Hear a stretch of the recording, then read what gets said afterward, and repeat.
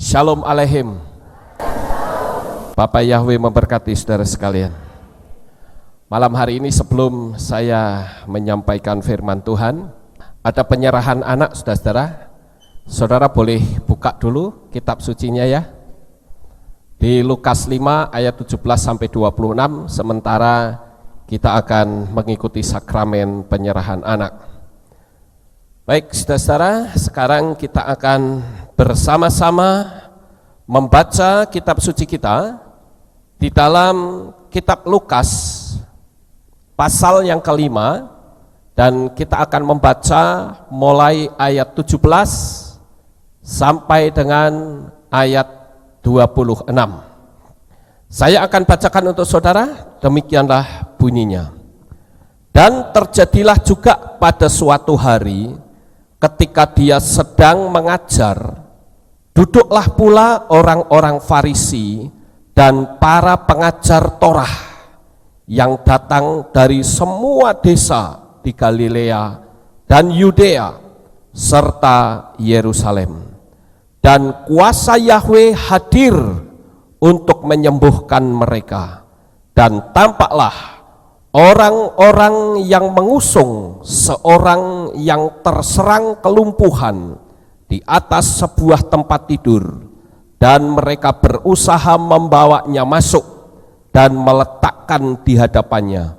Namun karena tidak mendapatkan cara bagaimana mereka dapat membawanya masuk sehubungan dengan kerumunan orang itu, setelah naik ke atap rumah, mereka menurunkannya melalui atap itu bersama tempat tidurnya ke tengah-tengah ke hadapan Yesua.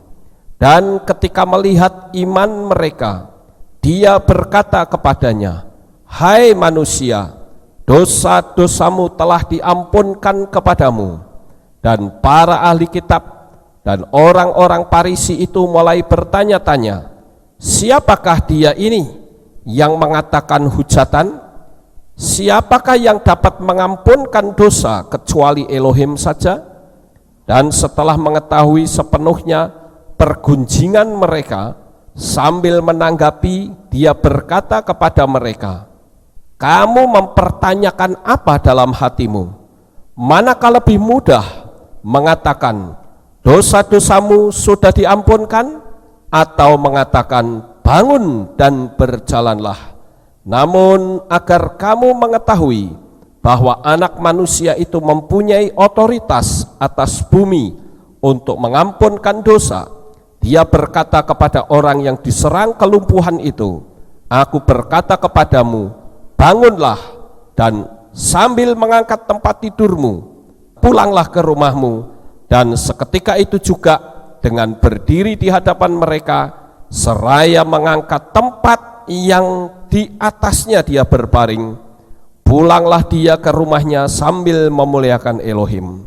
Maka rasa kagum menerpa semua orang, dan mereka memuliakan Elohim dan dipenuhi rasa takut sambil berkata, "Hari ini kami telah menyaksikan hal-hal yang ajaib." Sampai di sini pembacaan kita, saudara-saudara. Nah, malam hari ini saya akan mengajak saudara untuk merenungkan satu kisah yang cukup menarik ini. Di sana diceritakan Yesua sedang KKR, saudara.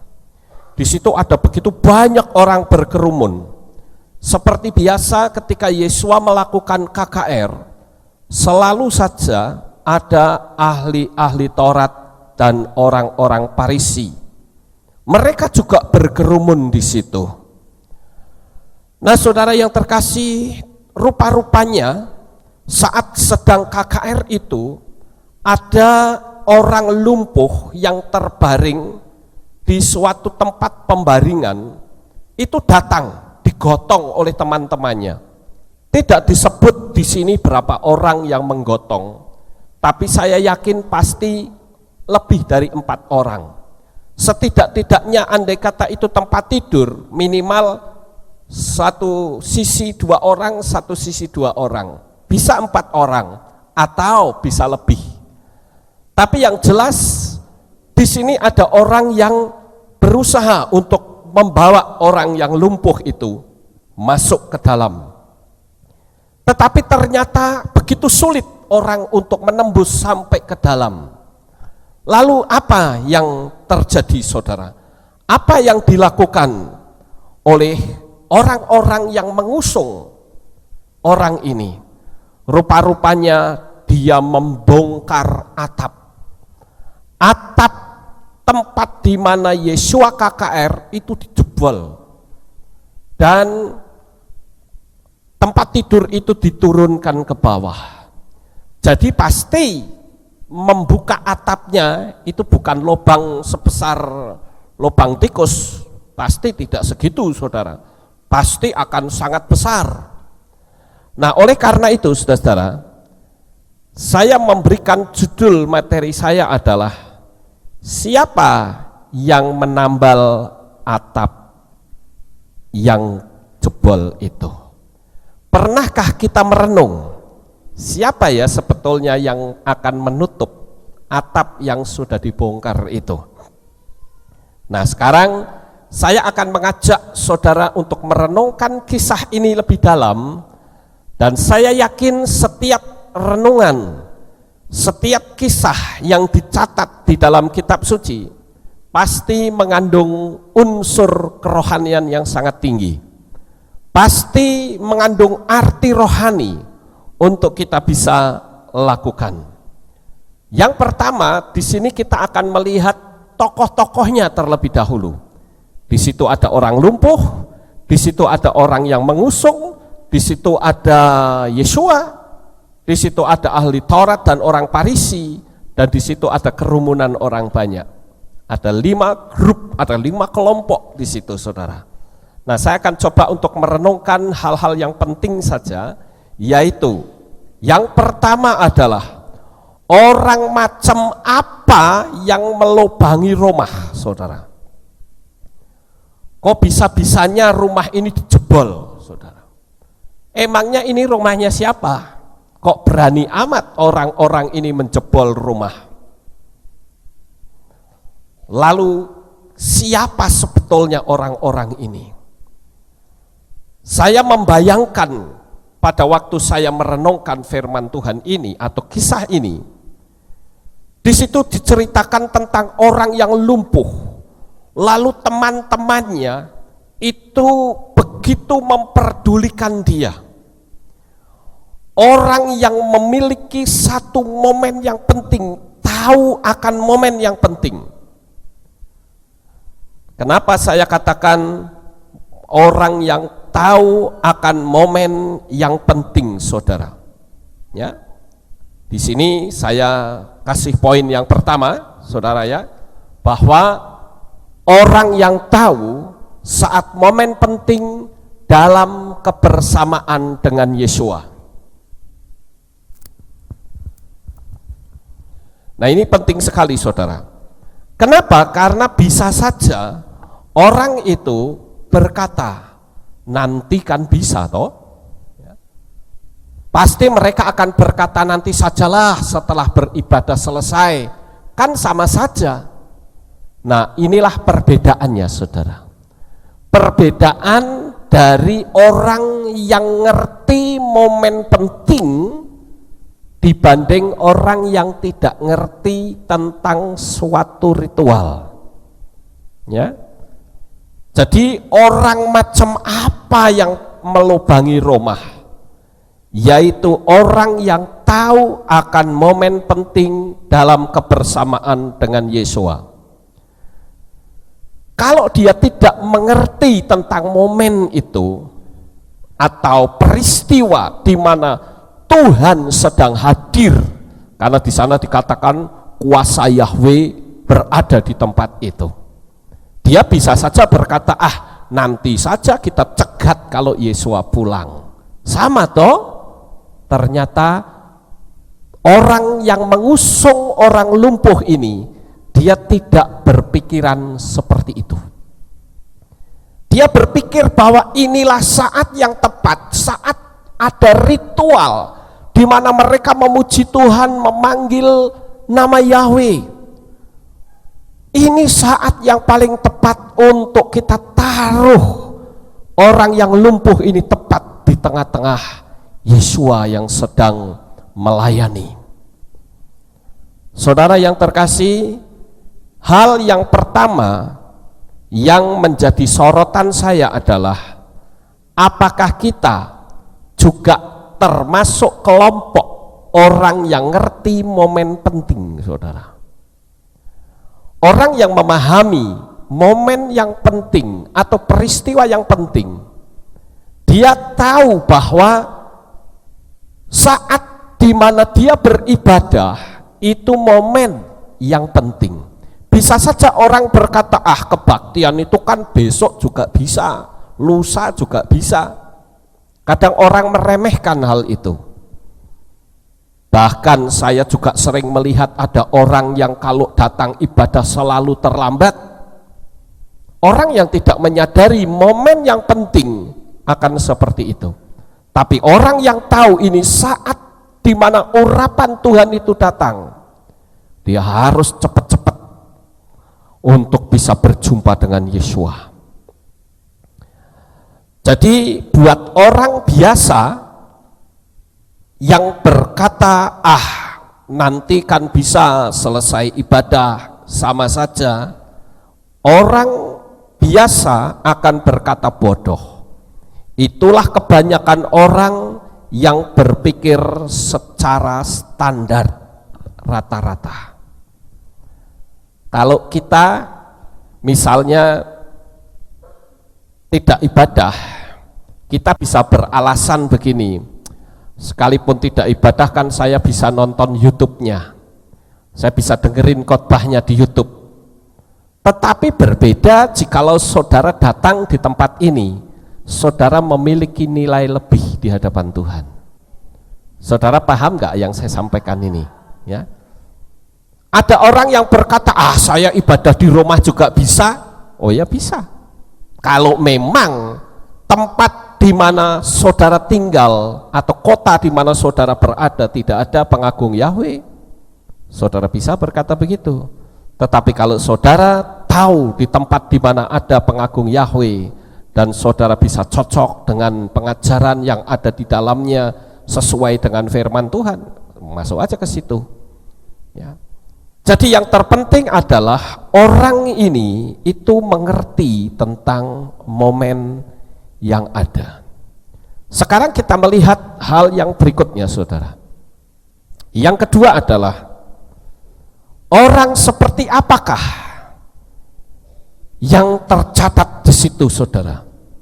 Kelompok dari teman-teman si lumpuh ini. Dia adalah orang yang memiliki sifat tidak mementingkan diri sendiri. Dan ini adalah ciri khas dari orang ini, menempatkan orang lain di deretan terdepan, tepat di depan Yesua, itu adalah suatu tindakan yang mulia. Sudah tahu ada orang lumpuh, Yesua pada waktu itu sedang terkenal namanya. Karena ketika Yesua bikin KKR, selalu saja orang ramai berdatangan.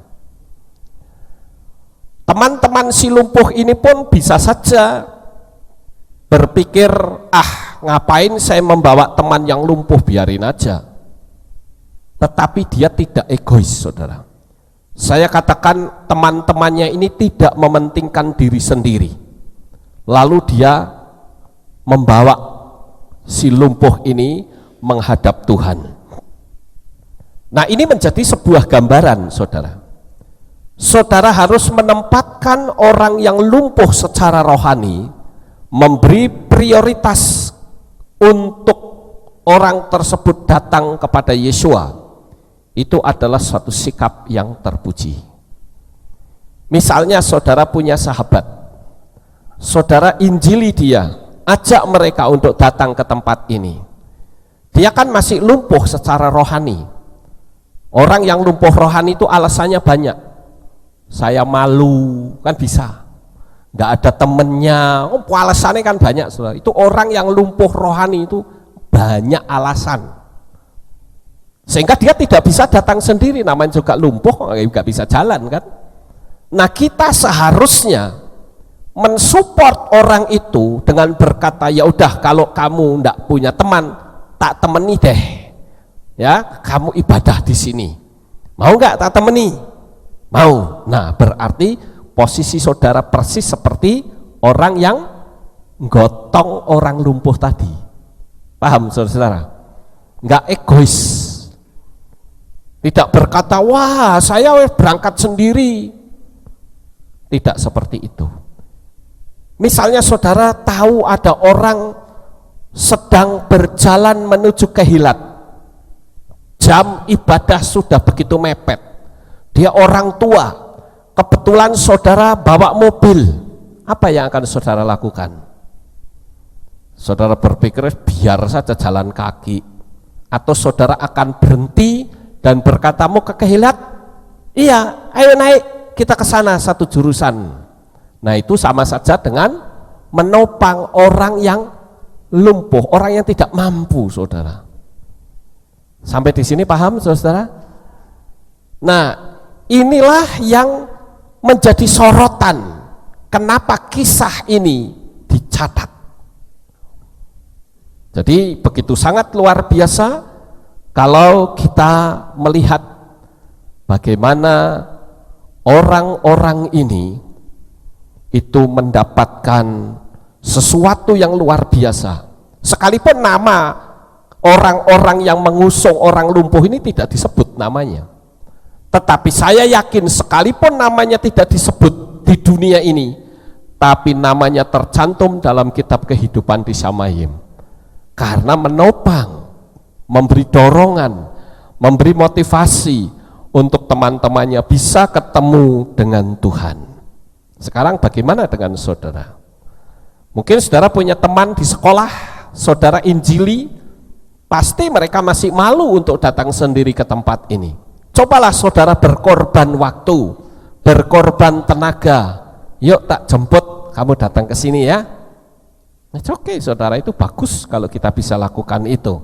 Sama seperti orang lumpuh ini, ya, yang menempatkan di hadapan Yesua. Kemudian yang berikutnya yang perlu kita lihat di dalam kisah ini adalah yaitu tentang adanya semangat kerjasama. Karena orang lumpuh itu tidak mungkin berada di depan Yesua jikalau tidak ada orang-orang ini. Saya menyebut di sini minimal 4 orang lah, ya. Sekalipun tidak ditulis, ini bayangan saya, bisa saja 4 orang, ya. Artinya apa? Kebersamaan kerja tim akan membawa kesembuhan atas orang ini. Jadi di sini pentingnya satu kerja tim atau teamwork. Di dalam satu kehilat tidak mungkin semua one man show. Sekali lagi, tidak mungkin bisa one man show. Misalnya saya sendiri tanpa ada yang menopang, saya yakin kehilat ini tidak akan pernah bisa maju. Misalnya saya mimpin pujian sendiri, main gitar sendiri. Kalau dulu di gereja lama iya, waktu pertama saya masuk cuma 8 orang, yang main gitar tidak ada, yang mimpin pujian tidak ada. Jadi saya yang mimpin pujian sendiri, main musik sendiri, khotbah sendiri, bubar sendiri, saudara. Ya. Tetapi itu kan dulu memang semua terbatas. Tapi kalau sekarang sudah tidak mungkin saya mampu untuk melakukan itu seorang diri. Pasti ada rekan kerja, ada kerja tim. Bagian pernikahan sendiri pernikahan, bagian kematian ada sendiri kematian, bagian kebersihan ada sendiri kebersihan, bagian driver ada sendiri.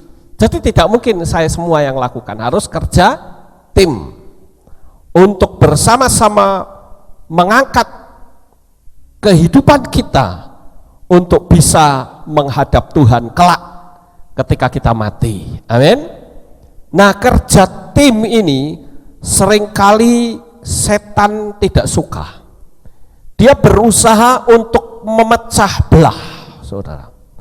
Berusaha untuk menghancurkan. Jadi kita perlu menjaga agar teamwork atau kerja tim ini bisa berlangsung dengan baik. Karena setan itu memecah belah itu tidak hanya dari dalam, tetapi bisa dari luar. Beberapa waktu yang lalu saya didorong roh saya untuk berdoa agar jangan sampai ada roh pemecah belah di Kehilat ini, saudara. Dan rupa-rupanya saya mendeteksi ternyata ada roh pemecah belah. Berusaha untuk tidak kerja tim, tapi terjadi kelompok-kelompok. Dan saya tidak suka kalau seperti itu, saudara. Karena buat saya kalau satu Kehilat sudah kelompok-kelompok, wah kelompok ini nggak suka dengan kelompok itu nggak suka dengan kelompok itu, saya bilang lebih baik tidak usah melayani daripada merusak pekerjaan Tuhan. Itu datang dari dalam. Yang dari luar ada. Saya beberapa waktu yang lalu diberi satu laporan oleh seseorang anak muda di sini. Ketika dia memberitakan Injil memberitakan nama Bapa Yahweh kepada seorang pendeta, ya, karena mereka menyebutnya pendeta. Rupa-rupanya pendeta ini mengatakan bahwa saya itu sudah tahu semua, bahkan tentang pribadimu sudah tahu. Wah, anak muda ini kaget, saudara. Loh, kok Bapak bisa tahu sampai detailnya saya itu dari mana?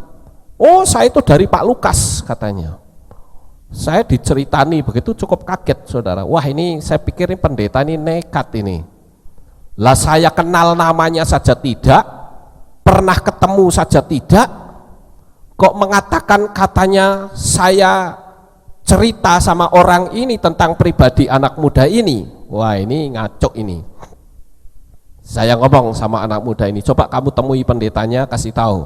Mau nggak dipertemukan dengan Papi Lukas? Kapan Papi Lukas cerita sama kamu, di mana? Ya, harus jelas. Cuman sampai sekarang saya belum dengar beritanya seperti apa. Cuman untungnya anak muda itu cerita sama saya. Lah kalau anak muda ini tidak cerita sama saya, lalu ceritanya ke yang lain, nanti dianggapnya saya ini ember mulutnya, betul nggak, saudara? Lawang tiap hari itu saya angkrem di kamar terus sambil belajar kok.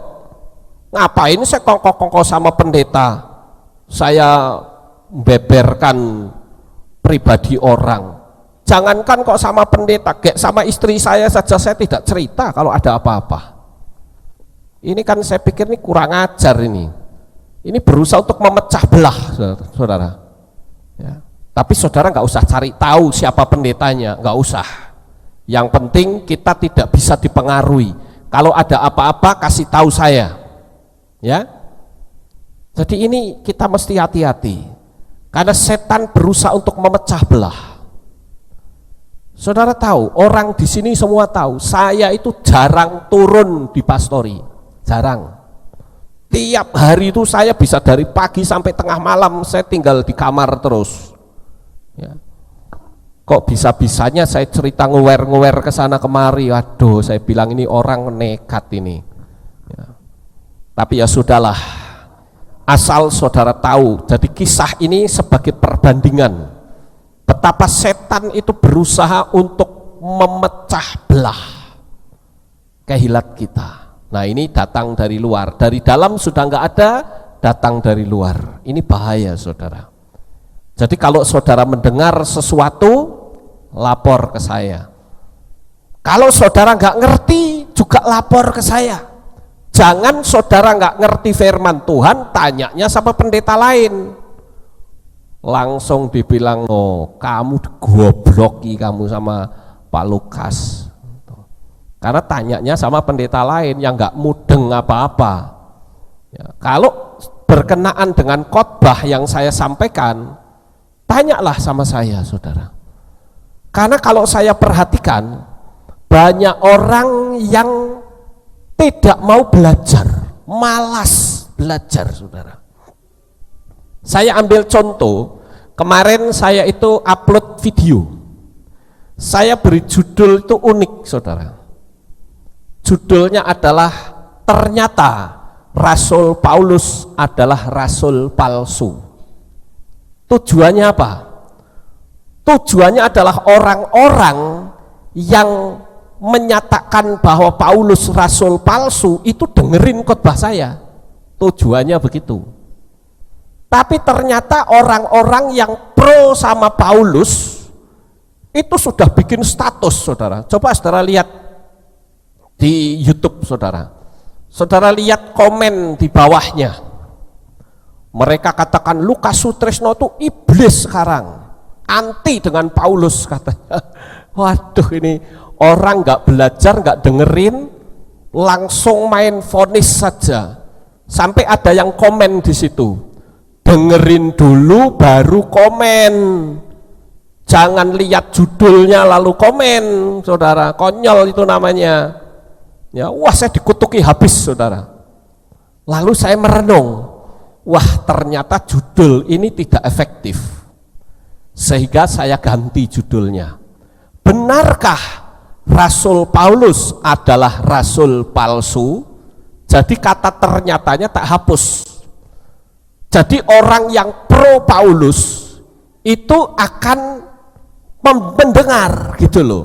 Tapi lihat judulnya ternyata Paulus rasul palsu. Kebetulan di Jakarta banyak seminar yang mengatakan Rasul Paulus rasul palsu, langsung memvonis saya pro dengan mereka. Wah, ini konyol ini namanya. Ya, orang nggak mau belajar, cuma lihat judul seolah-olah sudah tahu khotbah saya. Nah, ini kan repot, saudara. Makanya saya ketik ulang itu di Facebook, ya, bahwa Paulus itu tidak anti Torah. Paulus juga tidak anti sunat. Paulus juga tidak anti 7 hari raya. Jadi kalau saya perhatikan, saya sudah jadi tahu bahwa ternyata banyak orang yang sok pinter.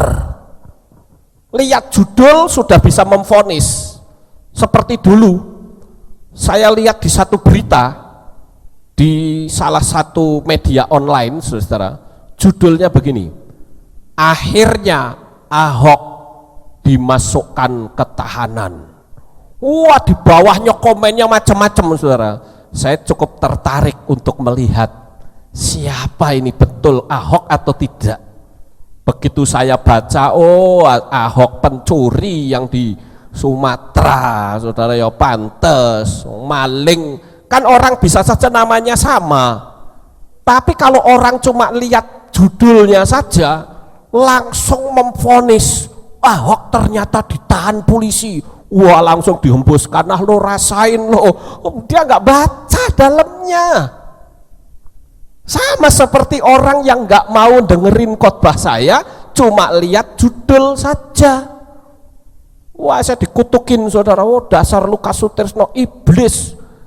Saya dulu mengagumi Lukas, tapi sekarang saya anti. Waduh, ini orang nggak lihat dalamnya, lihat judulnya langsung memvonis, saudara. Waduh, kesian deh. Sudah ketahuan. Jadi artinya orang banyak yang tidak suka belajar.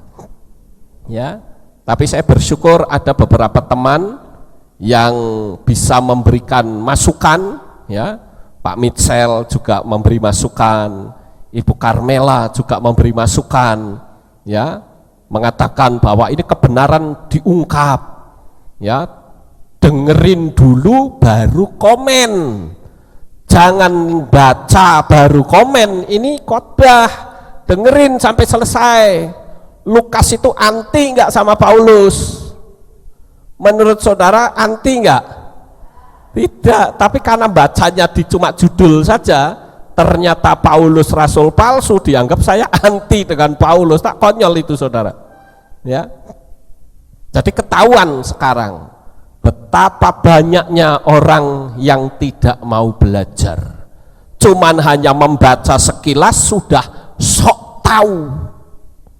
Sama seperti orang yang mengatakan Paulus itu rasul palsu, karena dia tidak melihat kronologis kisahnya, bahwa ucapan-ucapan Rabi Saul itu memang sulit, tetapi sulit bukan berarti sesat, tetapi sulit itu karena orang tidak mampu mencerna ilmunya Paulus yang tinggi, dan ada beberapa yang salah terjemahan. Nah, jadi saya harus meluruskan kembali saudara-saudara, kita sebagai anak-anak Tuhan, kita harus belajar dengan sungguh-sungguh, sehingga kita kerja, ini teamwork saudara. Artinya kalau ada orang yang tahu, oh pengajaran kita dihujat misalkan, saudara yang ngerti, saudara ikut nimbrung, kasih tahu sama yang lain, paham saudara? Jadi kerja teamwork itu tidak harus kerja secara fisik, tapi hikmat juga bisa dibagikan, amen? Karena kerja teamwork itu akan membawa satu hasil yang sangat luar biasa. Saya beri contoh kerja teamwork saudara. Bangsa Israel itu tidak mungkin menang melawan orang Amalek. Ternyata saudara, tanpa doa Moshe tidak mungkin bangsa Israel menang, dan Moshe juga tidak mungkin kuat berdoa sendirian sambil mengangkat tangan. Dibutuhkan teamwork juga, yaitu Harun dan Hur yang menopang tangannya, amin. Ada kerjasama. Jadi saya ingin jemaat di sini juga ikut kerjasama. Jangan cuma diem. Tugas saudara adalah misi, membawa jiwa-jiwa datang ke tempat ini, amin. Jadi kita sebagai anak-anak Tuhan harus mau kerjasama untuk suatu pelayanan.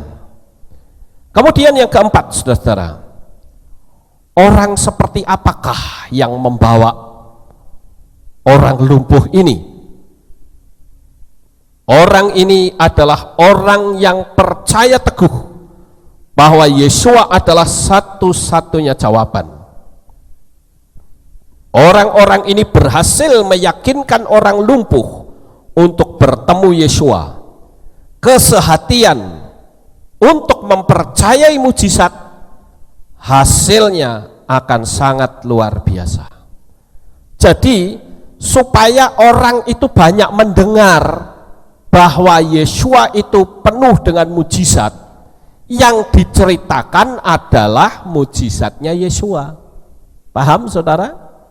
Jadi kalau saudara ada di luaran sana, jangan saudara cerita, oh kamu tahu enggak, kayak telepon gendong saja saudara, kamu tahu enggak? Enggak tahu, tak kasih tahu ya, itu tuh orang itu tuh gini. Ini kan telepon gendong namanya. Lambok daripada cerita tak kasih tahu ya, ngerti enggak kalau si A itu begini. Lambok saudara cerita saja, tak kasih tahu ya, Bapak Yahweh itu istimewa loh, Bapak Yahweh itu dahsyat, Dia memberikan pertolongan yang luar biasa. Mungkin saudara belum mendapat pertolongan, caranya bagaimana? Ceritakan orang-orang yang pernah ditolong oleh Bapak Yahweh, amin. Itu sama saja saudara kerja teamwork, sama saja saudara membuat orang lain bisa percaya akan kuasa Bapak Yahweh. Jangan malah menceritakan keburukan orang. Emangnya ada manfaat apa untuk kita? Nggak ada manfaatnya, malah akan menyebarkan gosip kemana-mana, akan memancarkan aura negatif. Jadi lebih baik saudara cerita saja akan kasih dari Bapa Yahweh. Kemudian yang berikutnya saudara, jika saudara mengalami kesulitan dalam iman, siapa yang saudara percayai? Jika saudara tanya pada gembala lain yang tidak tahu menahu tentang materi saya, saudara bisa disesatkan. Apalagi ikut-ikutan banyaknya orang akan sangat berbahaya karena saat ini banyak pengajaran-pengajaran yang aneh. Beberapa waktu yang lalu saya ditanya oleh seseorang. Dia sempat kirim WhatsApp ke saya, dia bilang gini, Pak Lukas, saya dengar katanya kita sudah tidak boleh lagi menyebut haleluya. Oh, kaget saya saudara. Terus nggak boleh nyebut haleluya, anjok nyebutnya apa? Karena dikatakan bahwa Halel, Hilel itu adalah Lucifer. Saya bilang kalau bahasa Ibrani main gatok-gatok begitu nggak bisa. Kalau sampai orang itu mengatakan bahwa haleluya itu salah, berarti kitab sucinya salah dong. Terus saya tanya, lah terus nyebutnya apa? Nyebutnya itu Shibakuyah katanya. Ini gimana sih ini? Haleluya jadi Shibakuyah. Jadi nanti gini, ada Shibakuyah? Gimana ini? Aneh ini. Ya. Ngasih pengajaran aneh-aneh begitu, pelajari dulu bahasa Ibraninya seperti apa. Ya. Mosok haleluya katanya diganti Shibakuyah hanya karena ada kata haleluyah. Halel itu sama saja dengan hilal, halal katanya. Ini gimana digatok-gatok kayak bahasa Ibrani nggak begitu caranya.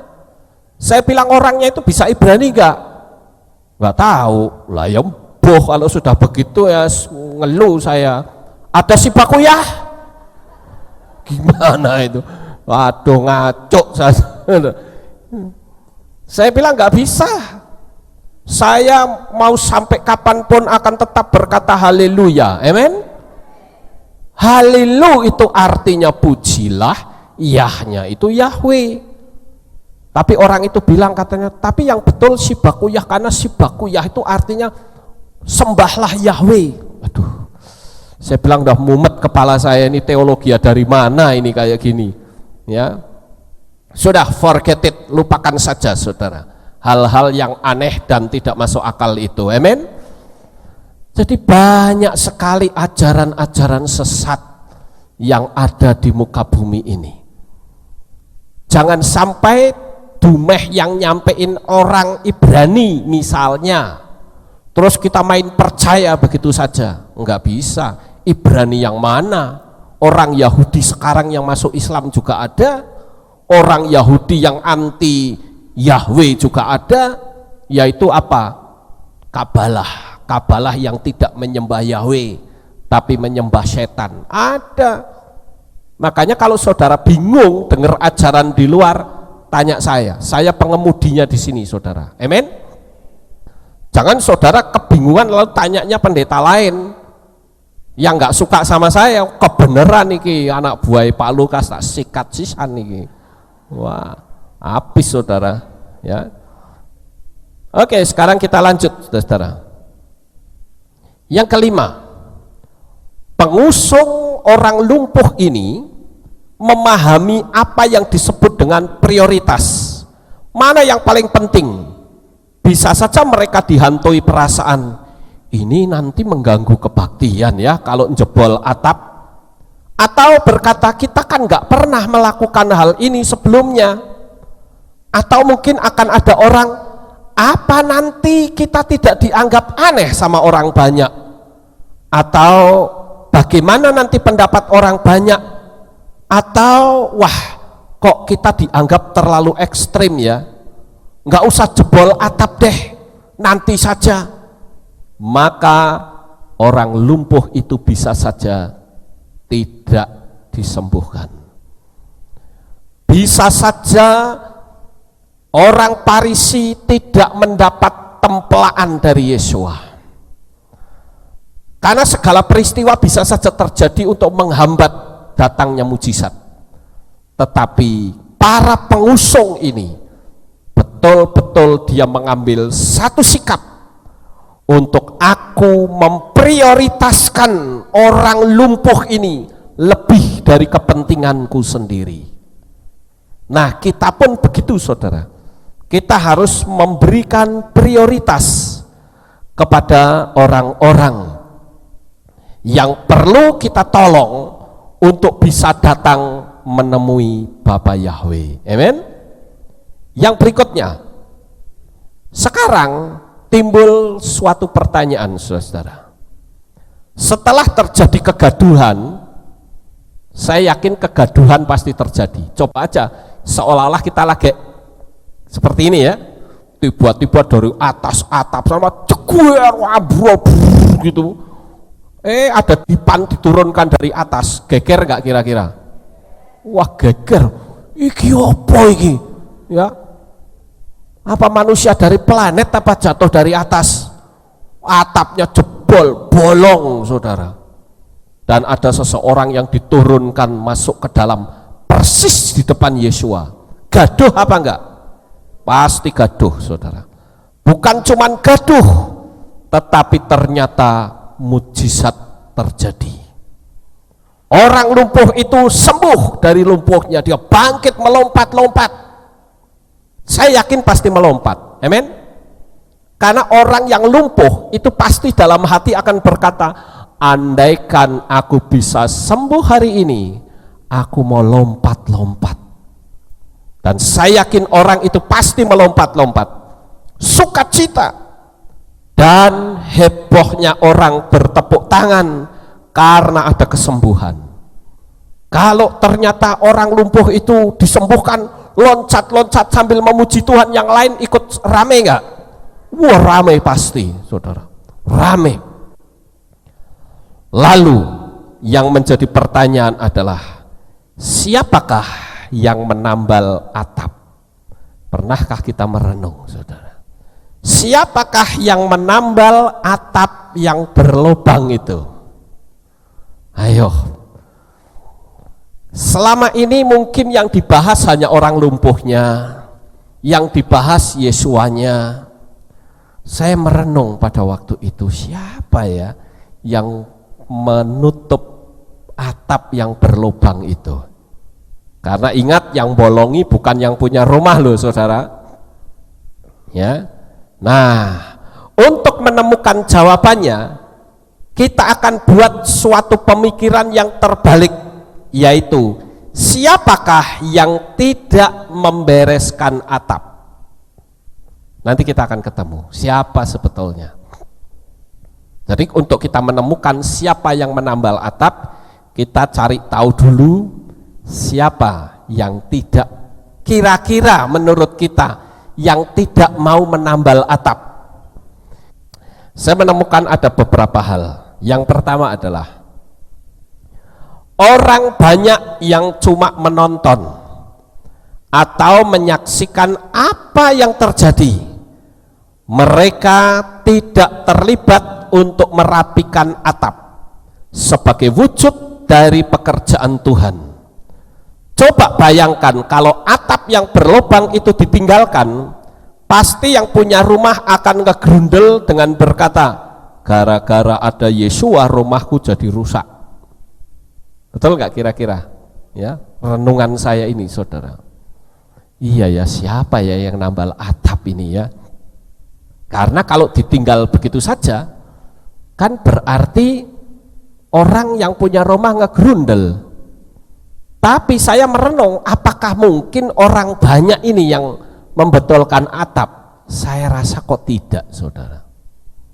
Mereka cuma gembrutuk ke sana kemari, seneng-seneng, tapi kalau apalagi ini, ya toh, pasti nggak akan mau membetulkan atap. Kemudian kita melihat hal yang berikutnya, siapa yang kira-kira tidak mau membetulkan atap? Yang kedua adalah ahli Torah. Pasti tidak mungkin mau menambal atap, karena mereka memang selalu ada dimanapun Yesua ada, tetapi bukan mengasihi Yesua atau ikut ibadah, tapi hanya mencari kesalahan dan mengkritik apapun yang Yesua lakukan. Jadi untuk menambal atap, boro-boro. Coba kita bayangkan, begitu KKR-nya selesai, terus ada orang bilang, Pak ahli Taurat, Pak Farisi, tolong dong membetulkan atap. Mungkin bisa dicaci maki, kurang ajar ya, kamu tidak tahu siapa saya. Wah, orang kan suka begitu saudara, merasa punya kedudukan sehingga dia berkata, kamu tahu nggak siapa saya? Kalau saya yang ditanya begitu, misalnya saya ditanya sama orang, Pak Lukas tahu nggak saya itu siapa? Saya akan jawab, loh kayak kamu yang punya nama saja nggak ngerti kok tanya saya. Ya saya makin nggak tahu, kamu sendiri nggak tahu apa-apa, malah tanya saya semakin tidak tahu ya. Jadi tidak mungkin ahli Taurat itu membetulkan atap rumah tersebut. Kemudian yang berikutnya saudara-saudara, yang saya bisa tarik kesimpulan dari hal ini, ada nggak orang yang mengikuti kita seperti ahli Taurat tapi cuma mengkritik apapun yang kita lakukan, jadi datang hanya untuk jadi mata-mata, istilahnya mata-matanya setan? Ada nggak kira-kira? Ada? Diharapkan tidak ada ya, diharapkan nggak ada. Ini harapan saya, dan saya memang berharap tidak mungkin ada di sini, karena jemaat Aleph tahu itu baik-baik semuanya ya, mau belajar dengan sungguh-sungguh. Jadi saya berharap tidak ada yang seperti ahli Taurat. Kemudian yang ketiga, kira-kira siapa yang tidak mau membetulkan atap? Yaitu kelompok yang selalu berkata, berkatilah aku. Orang yang menginginkan berkat itu tidak salah, tapi kalau fokusnya hanya berkat, ya cuma memanfaatkan Tuhan saja saudara. Misalnya saat sakit, saat mau menikah, saat punya masalah, datang sama Tuhan, tapi setelah keinginannya terjawab, maukah bekerja untuk Tuhan? No way. Boro-boro bekerja, ibadah saja sudah tidak muncul lagi. Jadi Tuhan itu dianggap kayak jin, lampu wasiat. Tahu lampu wasiat saudara? Pernah tahu lampu wasiat nggak? Mana? Iya, ini lampu wasiat kayak gini nih.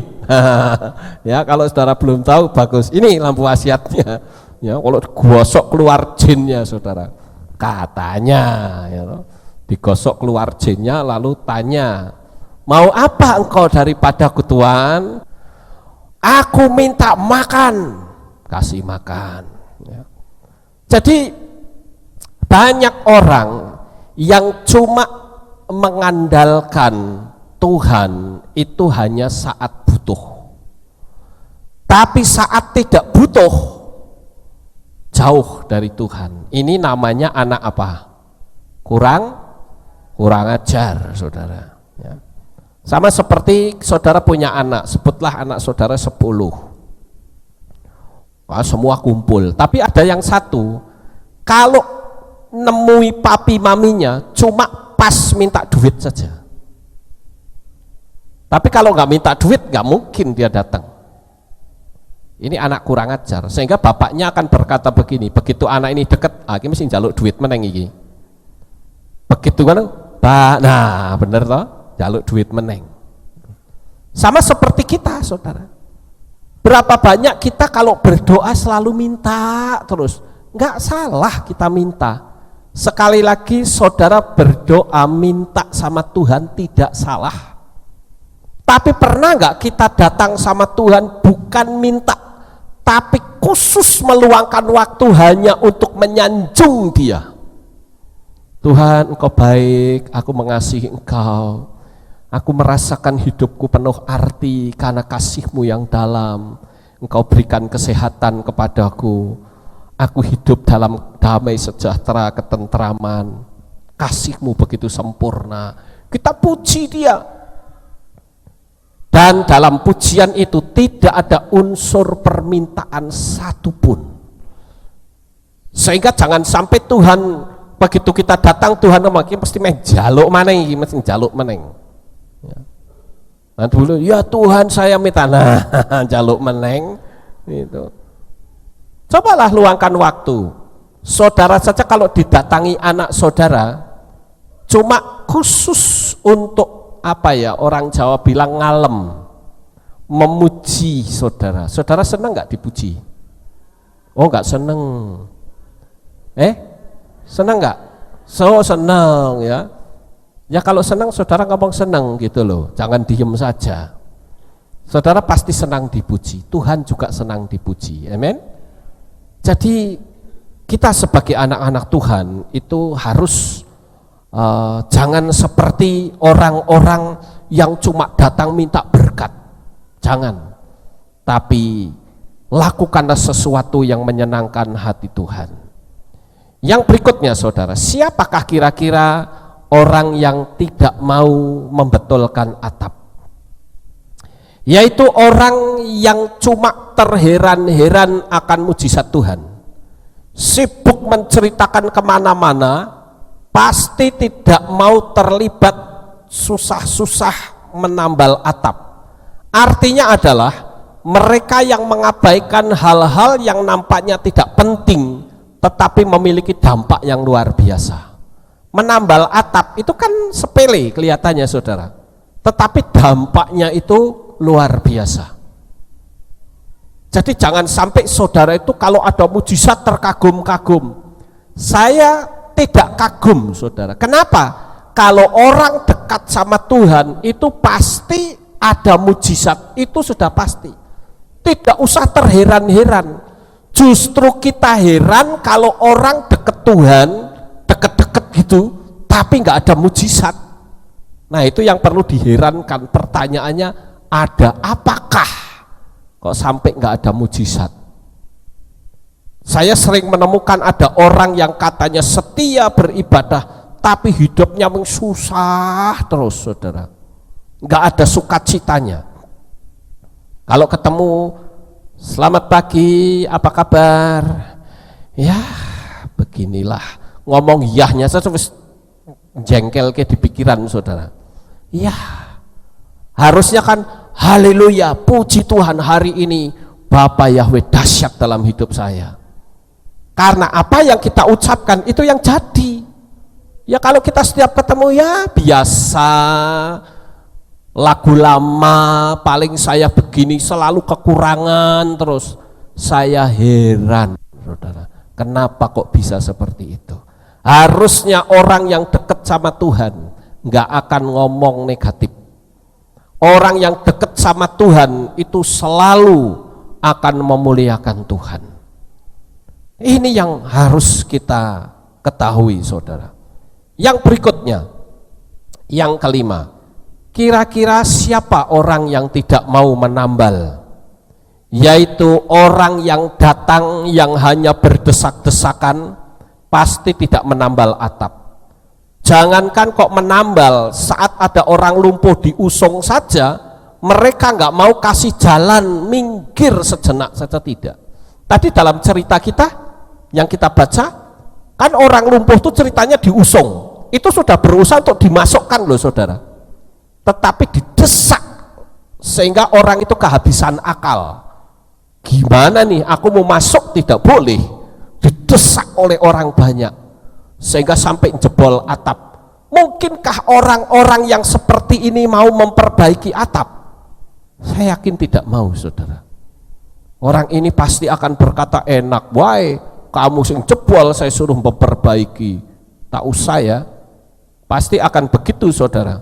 Jadi yang jelas orang banyak itu tidak mau menambal atap.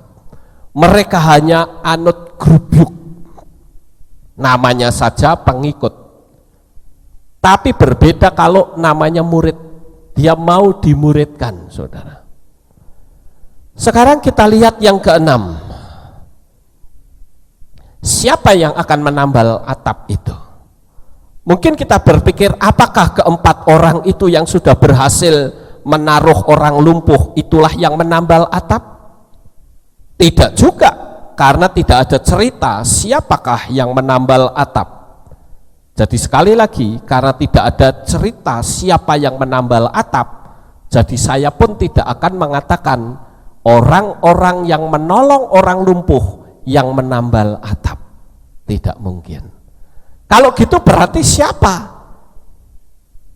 Ketika saya membaca kitab suci ini, saya bolak-balik membaca dari terjemahan apapun, siapa tahu muncul sebuah nama, tapi ternyata tidak ketemu, saudara. Jadi siapa yang menambal atap itu masih misteri. Sampai hari ini saya mengkhotbahkan untuk saudara, penambal atapnya adalah misteri. Lalu pertanyaannya, apa sih maksudnya? Apa maksudnya kisah ini dengan menyisakan misteri? Siapa penambal atap itu? Nah, biarlah kisah ini meninggalkan misteri seperti ini, tetapi sebenarnya ada maksud di dalamnya. Jangan-jangan kitalah yang menambal atap itu, saudara. Amin. Kitalah yang menambal atap itu. Kenapa kok saya berkata kitalah si penambal atap? Yaitu orang yang mau peduli dengan pekerjaan yang tidak membutuhkan sensasi. Saudara setuju enggak? Ketika orang lain semua sudah pulang, ketika orang lain semua sudah bubar, orang nambal atap, ditonton orang enggak? Enggak ada yang tahu. Nah, orang yang seperti itulah yang menambal atap. Artinya kita juga bisa menjadi seperti si penambal atap itu, yaitu tidak membutuhkan sensasi. Biasanya orang kan kalau melayani atau melakukan sesuatu kan pinginnya wah gebiar gitu ya, ada sensasi gitu. Tapi penambal atap adalah orang yang tidak membutuhkan sensasi. Jadi jangan-jangan kitalah orangnya yang betul-betul tidak membutuhkan sensasi. Kemudian yang kedua, si penambal atap adalah orang yang mau bekerja secara senyap atau silent worker. Bekerja hanya mau dilihat Sang Gembala Agung Yeshua HaMashiach. Amin. Saya kadangkala melihat ketika ada perayaan 7 hari raya, saya di kamar melihat beberapa orang yang masih ada di dalam kehilat ini majang-majang, saudara. Karena di sini kan sudah ada 2 CCTV di sana, jadi kelihatan siapa yang ada di sini. Saya lihat jamnya, sudah jam 2, tapi dia masih bekerja untuk Tuhan. Nah, itulah si penambal atap, saudara. Maksud? Jadi penambal atap ini menjadi sebuah istilah orang-orang yang bekerja secara senyap, tidak butuh sensasi. Orang-orang yang mau melayani pekerjaan Tuhan, termasuk pendoa syafaat, itu juga disebut penambal atap, saudara. Karena dia tidak butuh penilaian manusia, tapi dia butuh penilaian dari Tuhan. Sebagai manusia normal, saya pasti ingin kumpul-kumpul dengan teman-teman. Apalagi kalau pastori kedatangan tamu, apakah jemaat yang datang atau siapa gitu, saya pasti ingin nimbrung ke mereka. Tapi saya harus menyelesaikan materi khotbah, saya harus menyelesaikan editing video, saya harus menyelesaikan banyak hal. Tetapi saya berpikir, biarlah Tuhan yang menilai bagaimana saya tidak membutuhkan sensasi. Nah, ini sebagai contoh saja, saudara, bahwa saya ingin menjadi penambal atap, orang yang bekerja secara senyap. Di saat orang sedang tertidur, saya melihat anak-anak muda di sini pasang pajangan, ya, menempelin apa-apa di sini sampai tengah malam. Kadang saya lihat sampai jam 2 mereka baru pulang. Nah, itulah yang saya sebut dengan si penambal atap, saudara. Kemudian yang berikutnya, siapakah si penambal atap? Si penambal atap adalah seorang yang tidak butuh pujian dari manusia. Saudara bekerja tanpa butuh pujian dari manusia, saudara bisa dikategorikan si penambal atap. Ketika semua sudah pergi, semua sudah pulang, dan saudara melakukan sesuatu tanpa pujian. Saya melihat K3 juga begitu. Ketika jemaat semua sudah pulang, mereka bersih-bersih di sini sendirian. Ya, satu tim itu kerja sendiri, ke WC kerja sendiri. Ya. Itu termasuk penambal atap. Kenapa? Karena dia nggak butuh sensasi, nggak butuh perhatian, tidak butuh orang ngacungi jempol, nggak butuh. Yang dia butuhkan adalah acungan jempol dari Bapak Yahweh. Amin. Ini orang-orang yang disebut penambal atap. Saya juga kadangkala melihat saudara Tulas, mungkin Ipung, ya, sampai jauh malam dia baru pulang. Karena dia ngantar jemaat, bahkan saya dengar sampai ke Muntilan, jauh sekali. Belum nanti masuk ke desa, nanti ketika semua sudah mau pada tidur dia baru datang, saudara. Apalagi kadangkala kalau mobilnya ngajak berantem di tengah jalan, ngajak bertengkar, mogok di jalan, itu kadang bisa sampai tengah malam mereka baru pulang. Nah, itulah yang saya sebut dengan penambal atap, saudara. Sementara kita mungkin sudah makan, sudah tidur. Saya kadang sempat tanya sama Tulas, Las, kamu sudah makan belum? Belum, nanti saja. Padahal sudah lapar, saya tahu, tapi nggak mau makan. Ada yang berkata, oh sudah, ambo sudah apa belum? Saya nggak tahu, saudara. Tapi saya berkata, wah ini penambal atap. Orang yang bekerja tidak butuh sensasi, tidak butuh pujian dari manusia. Tapi saya percaya si penambal-penambal atap ini yang menilai adalah Bapak Yahweh sendiri. Dan mereka pasti orang-orang yang diperkenan oleh Tuhan.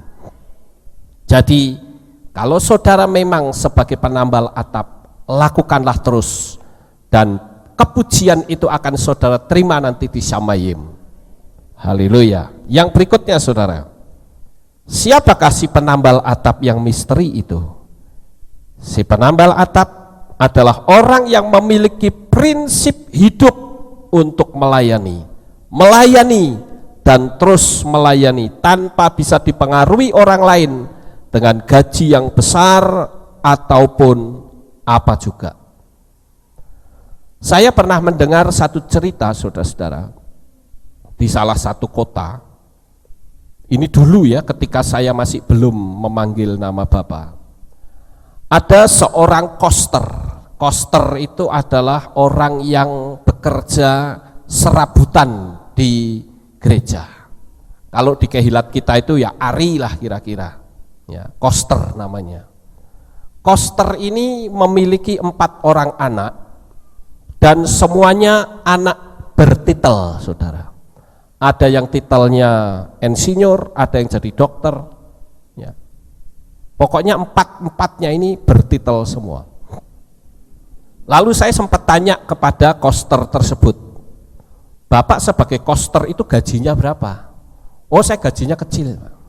Kok anak-anak bisa sampai punya titel semua, bagaimana tuh caranya? Dia jawab apa? Saya nggak tahu. Pokoknya ketika anak saya mau kuliah, Tuhan siapkan aja dananya. Tuhan kirim orang dengan cara yang aneh-aneh. Tuhan itu bekerja dengan cara yang luar biasa. Makanya saya betah menjadi koster, sekalipun gaji saya sangat kecil. Tetapi faktanya, setiap kali anak saya membutuhkan sesuatu, Tuhan memberikan pertolongan. Nah, inilah yang saya sebut dengan penambal atap. Penambal atap adalah orang yang hidup dalam prinsip melayani dan terus melayani. Karena anak cucunya tidak akan meminta-minta, namun anak cucunya akan diberkati oleh Bapa Yahweh. Sukses besar untuk saudara, Bapa Yahweh memberkati. Haleluya.